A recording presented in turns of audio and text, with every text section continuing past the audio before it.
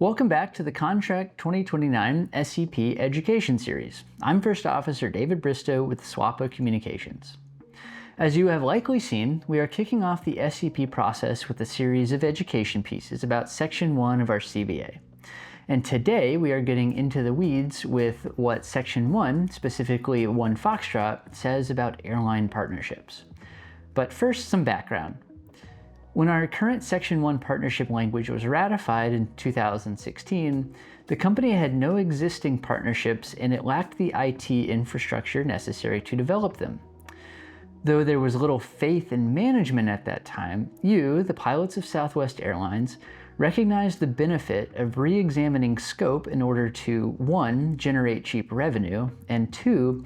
Allow management the opportunity to regain your trust through a collaborative process. Nevertheless, management failed to take advantage of those opportunities for years, with the first partnership going live in 2025. Now that Southwest has built that IT capability and arranged several partners, we are learning in real time for the first time how our scope protections work in practice. As of now, in spring 2026, Southwest has announced 6 airline partnerships. And so far, the company has proven to be the transparent and reliable, good faith partner we hoped it would be. So, with all that said, in the rest of this video, we will do 2 things. First, we'd like to revisit a partnership explainer video that SWAPA made in 2015 as part of the Contract 2016 TA education effort. Everything in that video remains true today. Then, we'll cover the details of our current partnerships and provide a little context about the implications of our Section 1 language and how it applies to the company's current and future partners. Here's that video from 2015. Welcome to Section 1, Airline Partnerships. Let's look at what the airline can and cannot do as it relates to airline partnerships. If we divide the world into 3 parts, our airline partnerships are separated into near and far international.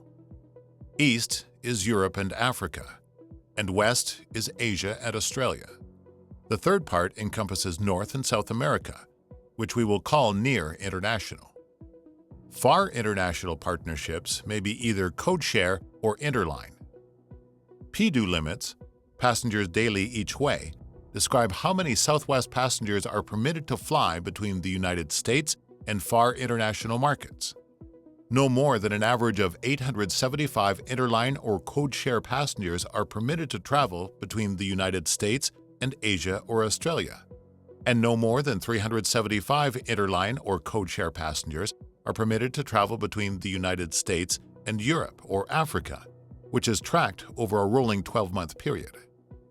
Once any far international code-share or interline begins, there will be lookbacks every 6 months to account for seasonality. Any partnership in these markets require at least 1 leg to be on a Southwest aircraft. In far international, PDU refers to passengers to the entire region. Let's say we are operating code-share agreements from London, Paris, Cairo, and Johannesburg. Assume on average, we are flying 125 passengers each day from London, 75 passengers each day from Paris, 100 passengers each day from Cairo, and 100 passengers each day from Johannesburg. That is a total of 400 passengers averaged over the period and exceeds the 375 PDU limit. What happens now? What does Southwest have to do? Within 12 months, the company must begin service to that region, or the presence of Southwest in the market will absorb some of those passengers, thereby reducing the PDU. Or reduce the number of interline or code-share partners. Or reduce the interline or code-share service, or perhaps by raising prices to reduce the number of passengers. Or discontinue interline or code-share service to that region for not less than 12 months. Or obtain the association's agreement to continue the partnership. Near international partnerships are similar, but have some important differences. Only interline is permitted. No code share is allowed.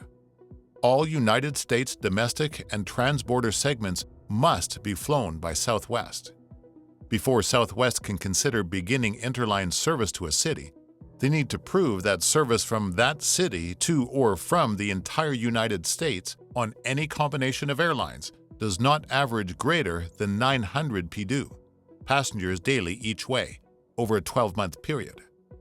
That is a city roughly the size of Amarillo, Texas. For example, Rio de Janeiro is a huge city that obviously averages more than 900 passengers each day to and from the entire United States. So the company could not interline to or from Rio. Barranquilla, Colombia, on the other hand, has fewer than 900 passengers each day going to or from the United States, so if approved, interline could be acceptable. We have to emphasize again that in all near international interline partnerships, Southwest must operate all of the United States domestic and near international transborder flying. Let's make up an airline. We will call it Mexico Air. Assume that we interline with Mexico Air between Barranquilla and the United States, with passengers transferring in Mexico City and San Jose, Costa Rica. Passengers could fly on Mexico Air from Barranquilla to Mexico City, San Jose, and transfer to Southwest and fly from there to anywhere else in our system. After interline starts, we stop looking at the PDU for the entire United States. Now we are looking specifically at the number of Southwest customers only flying to and from Barranquilla through any foreign connection point to determine whether Mexico Air is feeding an average of more than 75 passengers a day to any combination of domestic cities on the Southwest route map over a 6-month period. If the city exceeds that 75 PDU limit, the company must begin service to that city, or the presence of Southwest in the market will absorb some of those passengers, thereby reducing the PDU, or reduce the number of interline partners, or reduce the interline service, or perhaps by raising prices to reduce the number of passengers, or discontinue interline service to that city for not less than 12 months, or obtain the association's agreement to continue the partnership. Here's the fine print. The company may enter into partnership with foreign carriers, read not JetBlue, to provide inter-island service within the Caribbean islands. They can enter into partnerships with any airline to provide intrastate service within the state of Alaska and inter-island service within the Hawaiian Islands. The company can interline for distressed passengers. If we have a cancellation in Aruba, we do not have additional aircraft to find seats for all of those passengers while simultaneously honoring the tickets of passengers on later flights. This allows us to put those passengers on other airlines in order to quickly save their travel plans. The company can provide for the transport and transfer of cargo. These allowances were negotiated with the pilot's career protections in mind. Again, that language was written 2 contracts ago when partnerships were hardly more than hypothetical. A lot has changed since then, so let's contextualize the structure of that language in terms of our current and future partners. Partnerships and scope changes are inherently neither good nor bad.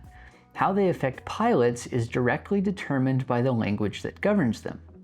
Properly structured and enforced, partnerships can achieve exactly the goal described in Section 1 Foxtrot 2 Alpha of our CBA. It says, "The company and the association recognize the primary goal of an airline partnership agreement is the continued growth of Southwest Airlines and the Southwest Airlines Master Pilot Seniority List by providing passenger feed to company flights and to establish, maintain, and/or enhance the company's overall market presence.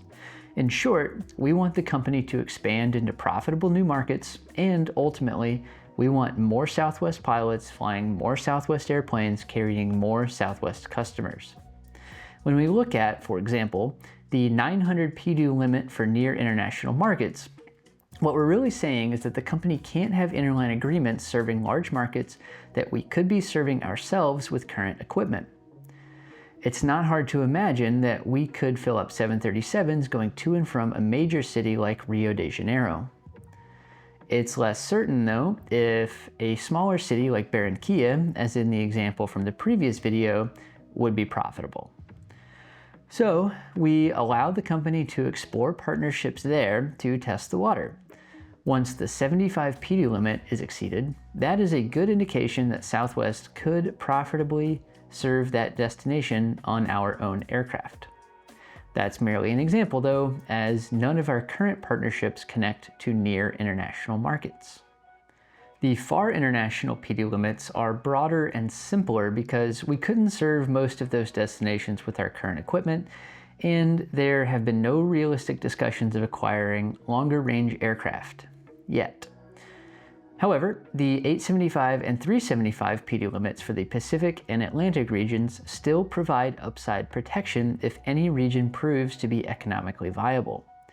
Remember though that any interline or codeshare itinerary must have at least one segment flown on Southwest metal, and we must fly all transborder near international legs. Here's a look at our current partners and how they feed our gateway airports.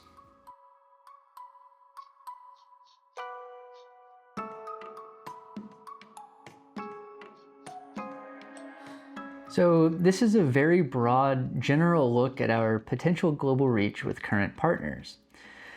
Between our 6 current partners, passengers can connect to Southwest from hundreds of destinations in Europe, Asia, Africa, and Australia.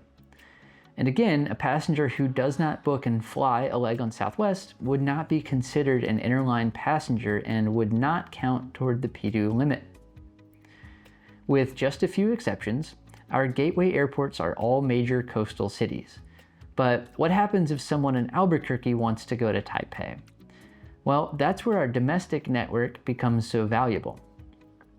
Southwest does not yet support interline booking on its site, so any partner itinerary must be completed on the partner's site until that integration is complete. Let's take a look at China Airlines for our hypothetical trip to Southeast Asia. I search for ABQ to TPE and my options appear. All 3 itineraries show the first leg operated by Southwest with a layover in either Phoenix or Los Angeles. Easy. Which is great for our customers and could be great for us if these partnerships prove successful. What happens if they are? What happens if we do hit that 875 PDU limit for the Pacific region? Well, we know from the previous video that the company must then either begin service to that region or reduce interline passengers. The company can reduce or discontinue interline volume unilaterally, but any increase in PDUs or new service to far international destinations requires the agreement of SWAPA. In other words, it forces a reopener under Section 1 MIC. Put very simply, the company cannot exceed current PDU limits without your consent. Now that we know where we are and how we got here, you may be wondering, what does this mean for the rest of my career? And the next question for many of us is, when are we getting 787s? I'll reiterate that as of this recording, SWAPA is unaware of any specific plans to introduce a new aircraft type, but based on current partnerships and recent network changes, leadership seems interested in exploring routes that would require either larger or smaller aircraft. And given how quickly the company has changed other core parts of our business over the last several years, we would not be surprised if this theoretical discussion becomes a practical one in the not too distant future. Which is a perfect segue into a future portion of this Contract 2029 SEP education campaign, a new fleet. In the coming weeks, some of the education you'll see from us will explore what happens if the company introduces a new aircraft type, work rules, vacancies, and more, including those for long-haul wide-body flying.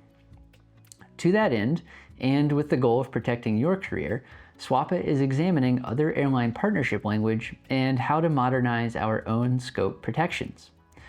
These partnerships will evolve and we will be ready. Other airlines use block hour ratios or available seat mile ratios to protect their pilots from outsourced flying. SWAPA is actively studying these programs alongside our counterparts at ALPA and APA to learn how to use these and other parameters to protect your livelihood. Later, we'll lay out some frequently asked questions you may have about what we've covered so far. Scope is one of the more complex and nuanced parts of our contract, but it's also one of the greatest shields we have to protect our interests. We don't know anything that you don't. We just want to address the elephant in the room. And remember, engagement is leverage. We'll see you next time.